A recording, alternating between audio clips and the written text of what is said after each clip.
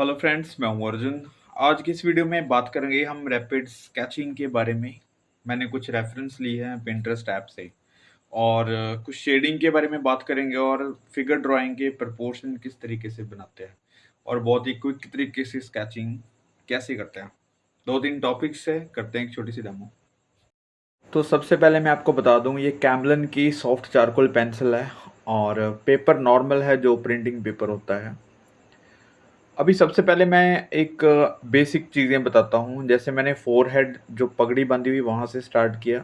ये वाले डिस्टेंस हमारे आईज़ वाले आ जाते हैं, ठीक है। किसी भी चीज़ को पहले डिटेलिंग से स्टार्ट नहीं करना। ये प्रपोर्शन सेट करने का एक मेथड होता है कि पहले हम बेसिक शेप लेते हैं, ठीक है। जैसे ये मूँछों वाला एरिया हो गया उसके, ठीक है। नोज़ से ये वाले पॉइंट्स इस तरीके से सेट करने हैं। आईज़ और नोज़ से पता चल जाता है हमें कि कौन सी चीज़ कितनी दूर या पास है। ये बिल्कुल बेसिक पॉइंट्स माने जाते हैं। जब भी हम पोर्ट्रेट स्टार्ट करते हैं तो आईज़ से स्टार्ट कर लेते हैं, क्योंकि उसके बाद हमें नोज़ का पता चल जाता है, फिर उसके बाद हमें फ़ोरहेड का पता चल जाता है, ठीक है। तो अभी हम थोड़ा-सा करैक्टर के बारे में बात नहीं करेंगे, जब तक हमारा जो प्रोपोर्शन है वो सेट नहीं होता, एक बेसिक शेप नहीं बन पाती। और शैडो वाला एरिया आ गया ये वाला, ठीक है। और यहाँ पे देखो, मूंछें उसकी बहुत ही स्टाइलिश है, बड़ा इंटरेस्टिंग लगा मुझे, इसलिए मैंने ये चूज़ किया है। और यहाँ पे डबल मूंछें रखी हुई है उसने, जो यहाँ पे मक्खी होती है उसकी भी मूंछें बना रखी है और बियर्ड की भी मूंछों की तरह दोनों साइड वो कर रखा है। बहुत ही इंटरेस्टिंग चीज़ मुझे लगी ये। और इसका इसलिए मतलब डिटेलिंग नहीं, एक रैपिड स्केच कर रहे हैं, तो इसलिए दोनों चीज़ों को देख के चलना है। पहले तो जो रेफ़रेंस है उसको बहुत अच्छे से ध्यान से देखना है और बहुत ही क्लियर सी चीज़ें हैं, जो एक-एक चीज़ हम देख पा रहे हैं, क्लियर चीज़ें हैं। लेकिन फिर भी हम कोशिश कर रहे हैं कि उनको कम टाइम में बेसिक चीज़ें बना पाएँ, बेसिक शेप जो है उसकी सेट कर पाएँ, ठीक है। तो यहाँ पे देखो ये गोलाई है हल्की-सी, ठीक है। उसके बाद ये वाली चीज़ें शैडो में है, क्योंकि जो कान है उसका बिल्कुल शैडो में है। चिक्स वाला एरिया प्रॉपर उसका डार्क में है। तो मैं आपको थोड़ा-सा इन्हीं चीज़ों के बारे में बता रहा हूँ कि जब भी आप स्केचिंग करो, तो चीज़ें ध्यान में रखो, कौन-कौन सी चीज़ें हम ऐड करनी है, कौन-कौन सी ब्लर करनी है, किसके ऊपर हमने डिटेल करनी है, या कौन-सी चीज़ें हमने इसमें नहीं बनानी, ठीक है। अभी देखो पगड़ी की बहुत सारी डिटेल्स हैं, लेकिन हम यहाँ पे कोई बड़ा काम नहीं करेंगे। सिंपल एक बेसिक शेप दे दी मैंने उसकी, ठीक है। अब यहाँ पे आईज़ के अराउंड डार्कनेस है उसकी। तो जब भी आप रैपिड स्केचिंग करते हैं तो थोड़ी-सी एडवांस की चीज़ें भी उसमें ऐड करना स्टार्ट कर दो। जब आपने काफ़ी ज़्यादा वर्क रफ़ किया हुआ है, तो थोड़ा-सा देखने की कोशिश करो कि कितनी डिटेलिंग है उसमें और हम किस तरीके से उसको हैंडल कर पा रहे हैं। जैसे आईज़ हो गया, आईज़ को बहुत अच्छे से आप बना सकते हैं। मैं ये नहीं कहूँगा कि बहुत ही डिटेल में चले जाओ, लेकिन एक बेसिक सी फ़ॉर्म जो आईज़ की होती है, उसको आपने सेट करना है। तो इससे थोड़ा-सा करैक्टर भी क्लियर रहता है और इससे थोड़ी-सी ड्राइंग जो होती है आपकी एडवांस के लेवल में आनी स्टार्ट हो जाती है। क्योंकि जब हम बिल्कुल बेसिक शेप लेंगे और उससे हमें पता चलता है कि हमारी ड्राइंग्स, प्रोपोर्शंस किस तरीके से है। अभी आप देख रहे हैं एक माहौल बन चुका है ड्राइंग का, ठीक है। धीरे-धीरे हम उन्हीं लाइनों के अंदर शेडिंग करेंगे और इसकी डिटेल्स धीरे-धीरे क्लियर करते हैं। मैं हैचिंग स्टाइल में थोड़ा कर रहा हूँ, थोड़े स्ट्रोक्स दे रहा हूँ, ताकि मैं बहुत ज़्यादा बारीकियों में भी नहीं जा रहा हूँ और बहुत ज़्यादा रफ़ भी नहीं कर रहे हैं, ठीक है। अभी देखो जैसे आईज़ हैं तो बहुत अच्छा-सा इफ़ेक्ट है। हालाँकि उसकी जो आईज़ है ब्राउनिश है हल्की-सी, लेकिन मैं थोड़ा-सा डार्क इसलिए कर रहा हूँ ताकि यहाँ वीडियो में आपको दिखे, थोड़ा-सा विज़िबल रहे चीज़ें। तो यहाँ पे काफ़ी डार्क है, लेकिन शेडिंग में आपको एक चीज़ बताने की कोशिश करूँगा कि कोई भी शेडिंग आपने एक ही बार में डार्क या बहुत ज़्यादा हाई डार्क नहीं करना। हमने शेडिंग के बारे में काफ़ी सिलेबस डाले हुए हैं यूट्यूब पे, आपने देखे भी होंगे, लेकिन वहाँ पे टोन्स बनाई गई हैं, राइट?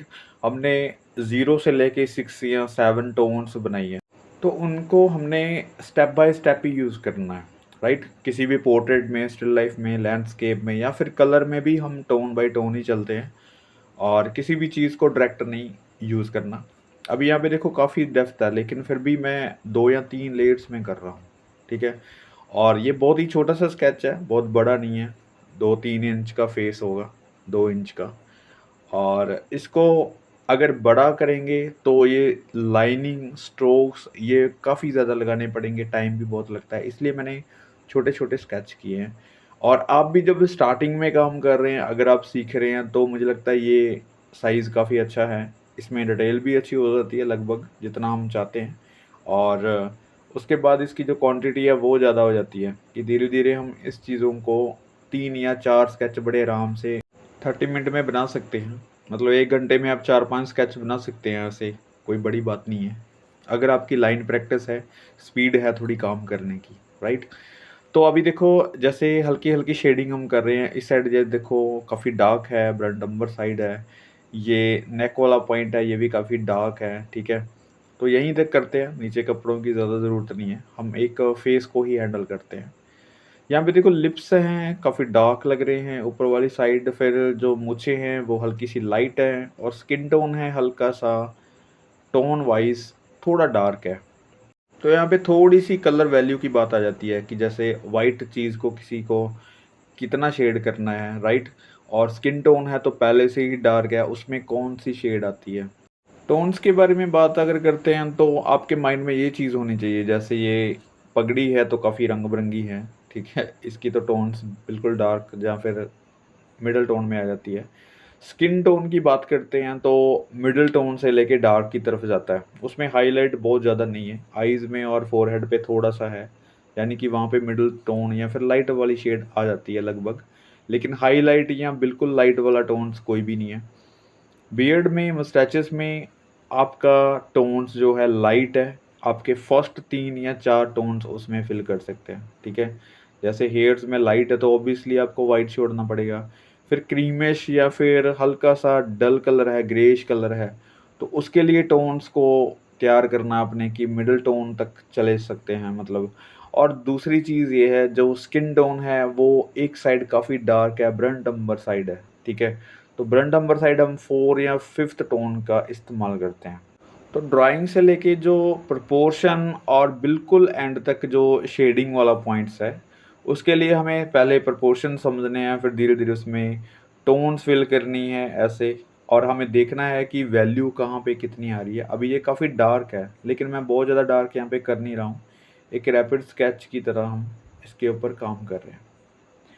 तो अभी देखो बिल्कुल सिंपल तरीके से हमने ये शेडिंग की है, और बहुत ज़्यादा वर्क भी नहीं किया। डन। अब हम करते हैं फिगर ड्राइंग के ऊपर बात। फिगर ड्राइंग में ये रेफरेंस मैंने ली है, काफ़ी अच्छा लगा मुझे ये पोज़ बैठने का स्टाइल, क्योंकि कुछ डिफरेंट हो जाता है। सबसे पहले फेस का लेते हैं हम पॉइंट्स, और उसके बाद ये हेडफोन्स लगा रखे हैं सिंपल तरीके से। कोई भी हेयर स्टाइल है उसका, और उसको किसी भी तरीके से हम बना सकते हैं। यहाँ पे ज़रूरी ये चीज़ है, अगर हम रैपिड स्केच कर रहे हैं तो हमें प्रोपोर्शन सीखने हैं, उस चीज़ को ड्राइंग करना सीखना है। ड्राइंग करने सीखने के लिए मैं ये चीज़ें बता रहा हूँ, यहाँ पे हम किसी करैक्टर के बारे में या फिर किसी ख़ास चीज़ के बारे में, डिटेलिंग के बारे में बात नहीं कर रहे हैं। यहाँ पे देखो फेस के फीचर्स बनाना ज़रूरी नहीं है, सिर्फ एक एंगल ले लो, मेन चीज़ हमने ले ली। यहाँ से अभी शोल्डर हो गए, ठीक है? शोल्डर वाला पॉइंट्स जब सेट हो जाता है उसके बाद हमारी आती है बाजू, और बाजू को हल्की लाइनों से मैं पहले बताता हूँ कि किस तरीके से प्रोपोर्शन सेट करते हैं किसी चीज़ का। और ये वाला घुटना यहाँ पे, अब उसके अंदर जो स्पेस बन रही है उसके ऊपर थोड़ा सा ध्यान दो किस टाइप में छोड़ रहा हूँ। यहाँ पे उसने हैंड में कुछ पकड़ा होगा, तो कोई ये पोज है उसका, हैंड का स्टाइल है पकड़ने का। डिटेलिंग में नहीं आते, लेकिन एक छोटी सी इंप्रेशन दे देते हैं कि यहाँ पे इसका हैंड है, राइट? उसके बाद ये देखो ये वाला जो पॉइंट्स है यहाँ पे टच कर रहे हैं, राइट? उसके बाद ये वाले पॉइंट्स हैं, एक स्पेस बन जाती है, हर एक चीज़ का एक कॉर्नर बन जाता है, एक एंगल बन जाता है जब हम किसी भी चीज़ को ड्रॉ करते हैं। अब ये वाला पॉइंट देखो, एंगल यहाँ पे आ गया, ठीक है, सीधा, राइट? ये वाला पॉइंट इधर जा रहा है, फिर यहाँ से हैंड वाला पॉइंट थोड़ा सा ऊपर वाली साइड जाएगा, यहाँ तक, ठीक है, एल्बो वाले पॉइंट तक। ये वाली टी शर्ट ऐसे है कुछ, मैं आपको बिल्कुल सिंगल लाइन से बता रहा हूँ, इस टाइप। और यहाँ से देखो जितना मर्जी हम एंगल चेंज कर सकते हैं, ज़रूरी नहीं है कि हमने बिल्कुल सेम ही बनाना है। अगर हमने अपने तरीके से चेंज करना होगा तो पता होना चाहिए कि लेंथ कितनी है, किसी बाजू को कितना बड़ा या छोटा बनाना है, ठीक है? यहाँ पे देखो हैंड हो गया इसका, इसने अपने पैर के ऊपर हैंड को रखा हुआ है, तो ऐसे कुछ फिंगर्स हैं, इतने डिटेलिंग नहीं करते। यहाँ पे है इसकी पैंट का लेंथ, यहाँ पे आ जाता है घुटना, ठीक है। ये टी शर्ट इतनी दिख रही है, इस तरीके से फिगर है। और ये है फोर शॉर्टनिंग जो घुटने से नीचे तक है। और ये वाला पॉइंट आ गया थाई पॉइंट्स। ये कुछ डिटेल्स है, हम ज़्यादा डिटेल नहीं करते। यहाँ पे आ जाता है हमारा सीधा एक पैंट का लेंथ और इसकी ड्राइंग, कुछ फोल्ड, ठीक है। उसके बाद इसका पैर है, उसको सेट कर देते हैं। अब देखो मैंने ज़्यादा कुछ भी मेहनत नहीं किया, बिल्कुल सिंगल लाइन से समझ के काम कर रहे हैं। आप इसी तरीके से स्केचिंग करेंगे तो मुझे लगता है जल्दी सीख पाएंगे, क्योंकि अगर आपने सिलेंड्रिकल शेप्स पता है, आपको स्टिक फिगर पता है, तो ऐसी स्केचिंग तो आप बहुत अच्छे से कर सकते हैं, राइट।